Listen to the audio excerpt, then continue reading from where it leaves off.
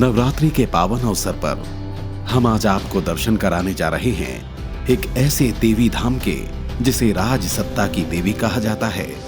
इस शक्तिपीठ को लेकर अलग अलग मान्यताएं हैं, यानी जितने मुंह उतनी बातें। कोई इन्हें पालनहार कहता है तो कोई इन्हें सुखदात्री।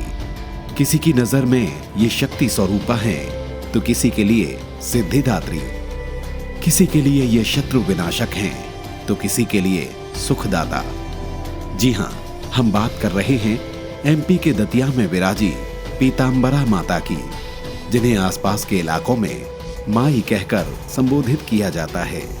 किसी समय यहां गिनती के लोग आते थे, लेकिन अब यहां हर साल लाखों की तादाद में भक्त आते हैं। केवल भारत ही नहीं, विदेश से भी भक्त यहां पहुंचते हैं। इसकी सबसे बड़ी वजह है इस शक्तिपीठ की लगातार बढ़ती ख्याति और लोगों की इस मंदिर में बढ़ती श्रद्धा।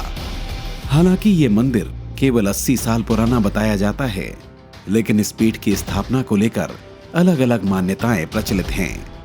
सामान्य जानकारी के मुताबिक इस मंदिर की स्थापना का श्रेय तेजस्वी स्वामी को जाता है, जिन्होंने 1935 में इस मंदिर की आधारशिला रखी थी। ऐसा माना जाता है कि स्वामी जी की प्रेरणा से ही मंदिर में चतुर्भुज रूप में माता पीतांबरा की मूर्ति स्थापित की गई। इस चतुर्भुजी माता के एक हाथ में गदा, दूसरे हाथ में पाश, तीसरे में वज्र और चौथे हाथ में दैत्य की जीभ है। यहाँ आने वालों के लिए एक और मान्यता का पालन करना बेहद जरूरी है। यहाँ विराजित मां पीतांबरा के दर्शन एक छोटी सी खिड़की से ही किए जाते हैं। यहाँ अन्य धर्म स्थलों की तरह श्रद्धालुओं को देवी मां की प्रतिमा के सामने खड़ा होने की अनुमति नहीं है। इसके साथ ही कोई भी मां पीतांबरा की इस मूर्ति को छू नहीं सकता। अब नाम की बात कर लेते हैं। जिस प्रकार माता का नाम पीतांबरा है, उसी प्रकार इनका श्रृंगार हमेशा पीले वस्त्रों में ही होता है। इन्हें सदैव पीले फूल ही अर्पित किए जाते हैं। यहाँ माता को भोग भी हमेशा पीले रंग की मिठाई का ही लगाया जाता है। मां पीतांबरा को राज सत्ता की देवी माना जाता है।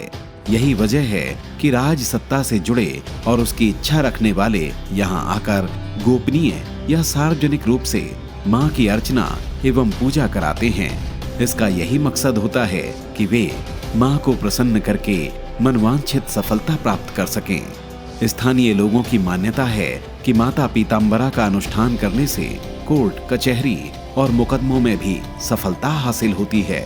इतना ही नहीं, मां की आराधना करने से शत्रु पूरी तरह से पराजित हो जाते हैं। इसी कारण यहाँ अलग अलग यज्ञ और अनुष्ठान कराए जाते हैं। और अब तो यहाँ भगवान जगन्नाथ की तर्ज पर माता का रथ भी निकाला जाता है, जिसमें शामिल होने के लिए हजारों की तादाद में लोग दतिया आते हैं। मां के मंदिर के साथ ही यहाँ आपको खंडेश्वर महादेव के दर्शन होते हैं। मंदिर परिसर के आंगन में विराजे महादेव को महाभारत काल का माना जाता है, लेकिन इस मंदिर में विराजमान माता धूमावती के भी दर्शन केवल किस्मत वालों को ही होते हैं, क्योंकि इस मंदिर के कपाट केवल आरती के समय ही खोले जाते हैं। एक और बेहद खास बात, मां धूमावती को नमकीन स्वाद बहुत भाता है, इसलिए उन्हें मंगोड़े, कचौरी, समोसे का भोग लगाया जाता है। वैसे मां की महिमा दुनिया भर में होने की वजह राजनीतिक भी है।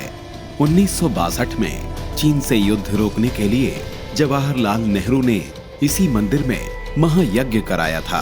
देश की रक्षा को ध्यान में रखते हुए यहाँ 51 कुंडीय महायज्ञ 11 दिनों तक चला और अंतिम आहुति के साथ ही चीन ने अपनी सेनाएं वापस बुला ली थी। यहाँ लगी पट्टिका पर इसका उल्लेख है। ऐसे में जब भी देश पर विपत्ति आती है, तब गोपनीय रूप से मां बगलामुखी की साधना व यज्ञ हवन अवश्य होता है। पीपुल्स अपडेट के लिए दतिया से संजय दात्रे की रिपोर्ट।